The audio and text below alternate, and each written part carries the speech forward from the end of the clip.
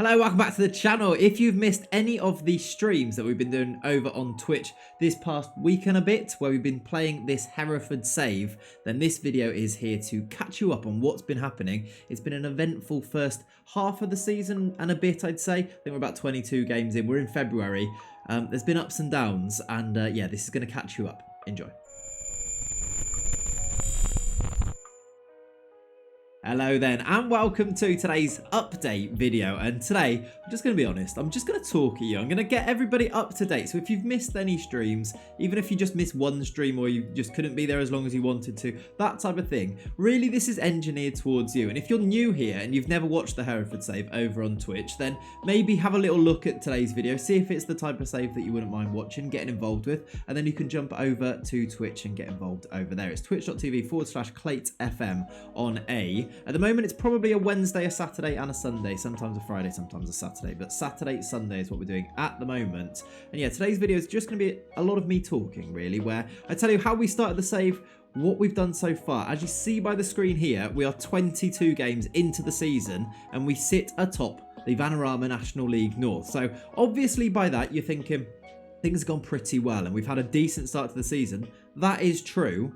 There has been some moments where we've been pulling our hair out a little bit, and I mean, we'll get to those in a little bit, but let me just tell you how the save started, what we did. We actually spent 2 whole streams before playing any league games. We went about trying to improve the staff, which, as you see here, we have managed to do quite significantly. I mean, in terms of actually training, the coaching team looks really good. We've just got a little bit lacking in terms of defending. Otherwise, we are the best in the league, which is always what you're kind of aiming for, isn't it? So that looks good. The recruitment team, whilst it's a little bit threadbare, has definitely been improved. We've brought in 1 or 2 new scouts here and a chief scout too. We still don't have a director of football. It's our assistant manager that's recommending transfer targets, which is a really useful way of finding players at this level, by the way.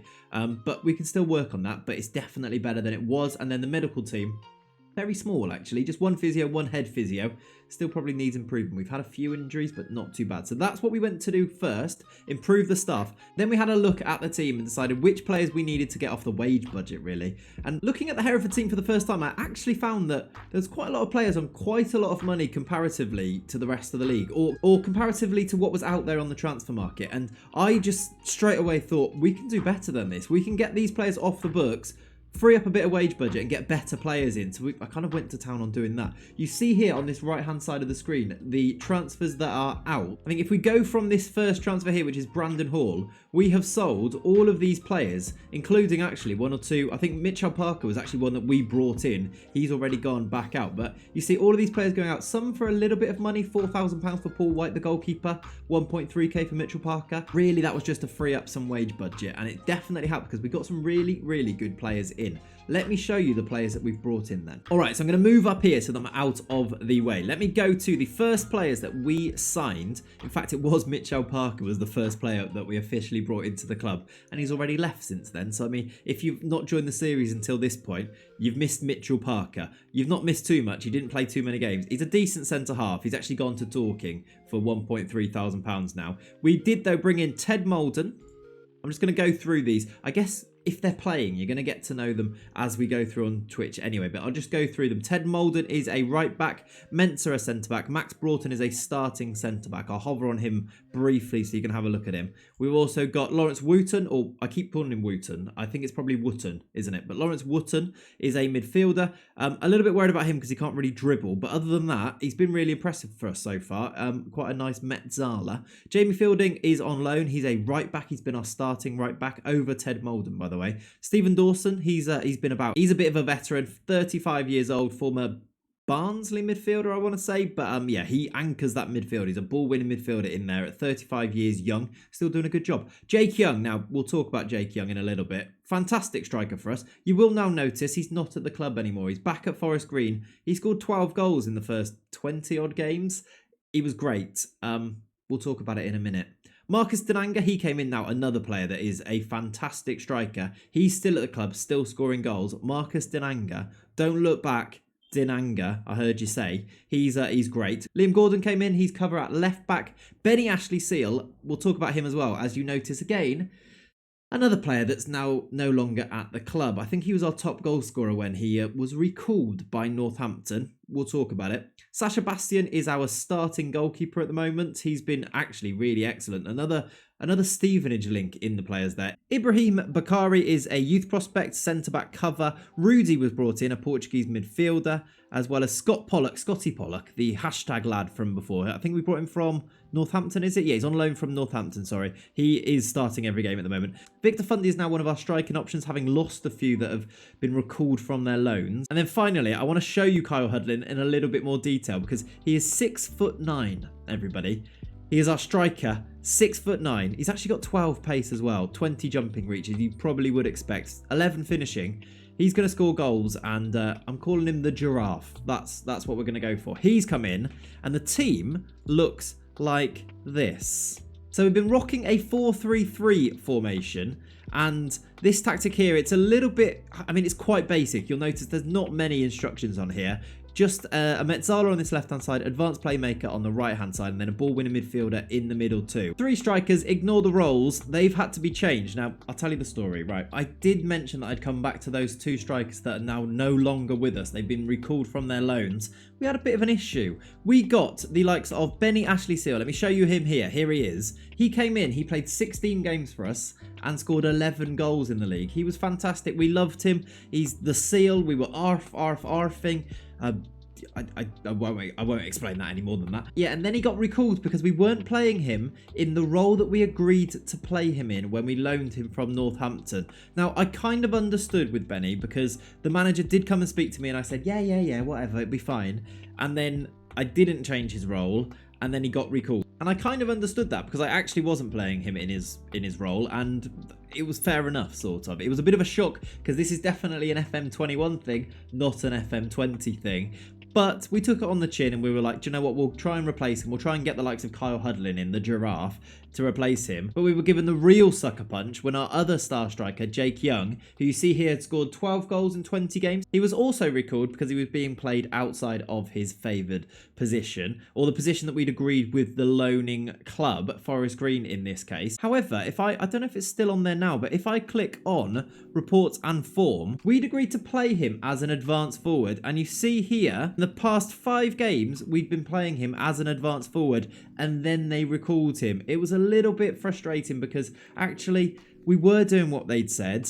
They came and spoke to us, did the manager. I can't remember who it is at Forest Green. He came and spoke to us and said, you need to play him in the right role. I changed the role, we played him in it, and then he still went and recalled him anyway, which is a bit annoying, but one of those things. Hello, Lenny. And that would explain why we've got some of these roles up front. Usually what I like here is an advanced forward in the middle and then 2 pressing forwards on either side. You'll see that we don't have any of those going on here because we've got Kyle Hudlin, the 6'9" giraffe, in the middle as a target man. We've got Victor Fundy as an advanced forward on this side, and then Marcus Dinanga, on loan from Stevenage, has been told he has to play as a poacher. I am not going to risk him being recalled as well because the manager from Stevenage has already spoke to me and said, you need to play him as a poacher. I'm not going to risk it. We're going to have to play with a poacher. It's a bit of a weird 3, but I'm just hoping that there's enough firepower there that it's not going to matter too much, which at the moment does seem to be the case because, as I did say, we are still top of the league. We've played 22. We've got a 4-point lead at the top. Dinanga is the top goal scorer in the league. You see Jake Young here is our highest average rating, 2nd in the league overall. Of course, he's now back at Forest Green. Benny Ashley Seal, you see, has the 2nd most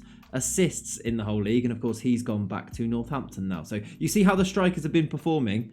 That's why it was such a big loss that we've lost them. But we will continue. And I mean, we have continued pretty well since then. Let's have a look at the results that we've had so far in the season. Here they are then. Going back to the start of the season, we kicked things off with a horrible loss to Lowestoft, to a Divisional 2 below us in the FA Cup 2nd qualifying round. We went out, which is a real missed opportunity to make some money there. I don't really know what happened. I think it was team cohesion and things like that were a bit low. We lost in extra time there, but we did bounce back pretty impressively in the league. We won our first 5 games in the Vanarama National League North quite comprehensively, 4-1, 4-1, 3-1, 5-2, 3-0. We then did lose to Southport and then actually had a little bit of poor form here, losing 3-2 here and then 5-2 here. We were XG'd a little bit there. But we recovered to then go unbeaten in 1, 2, 3, 4, 5, 6, 7, 8, 9, 10 games after that, which that's quite impressive form. And then there's the odd loss after that. But overall, we're in great form. We're through to the 6th round of the FA Trophy as well, which actually, that's the quarterfinals. We're against Atherton Collieries in that competition, as you see there, with quite a few games left. And in fact, we are exactly halfway through the season. 22 games left to play, and we sit atop the pile, which is always very, very nice. That, I think, is pretty much the update. If there's any questions, things you want me to include in next week's review, then make sure you leave them down below as the comment. I actually just remembered 2 things that I have missed. 2 things that I probably should mention. My profile, I've found out that my personality is easily discouraged.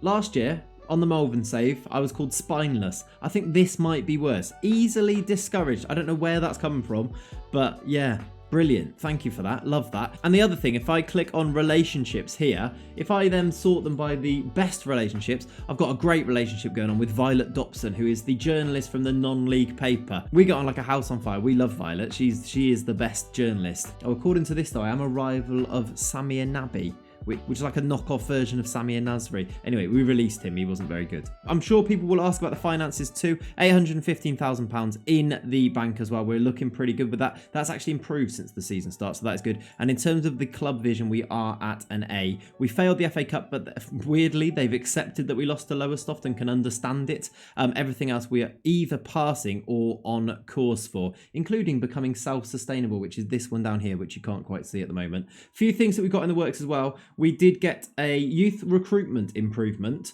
and we also have started a coaching course, which I believe now have we started it? Yeah, we haven't quite finished it, but we've started it. We are also in the process of improving our youth facilities, and we did get a senior affiliate. It is Plymouth Argyle as our senior affiliate. So lots of stuff's happened. I'm hoping that I've packed it all into today's video, and if I've missed anything, like I said, comments is your place to go. But that is where we're going to leave it for today. Thank you so much for watching, probably listening to me ramble. I hope you enjoyed it. If you did enjoy it, then as I said, make sure you jump over to Twitch when we're doing this live. Maybe a little less rambly. That is not true, actually. Probably more rambly over there on Twitch. Twitch.tv/ClaytsFM. Wednesday, Saturday, Sunday are those live streams. All the information can be found in my Discord or on Twitter. All of the links to all of that stuff is down below in the descriptions. And if you've not already subscribed to the YouTube channel, make sure you hit that subscribe button now, please. It would be really, really helpful for me. Leave a like on the video too if you're liking this save and enjoying your time here. And as I said, leave some comments too. Thank you so much for watching. Have a lovely rest of your day. Bye-bye. This is like the hardest level on Guitar Hero.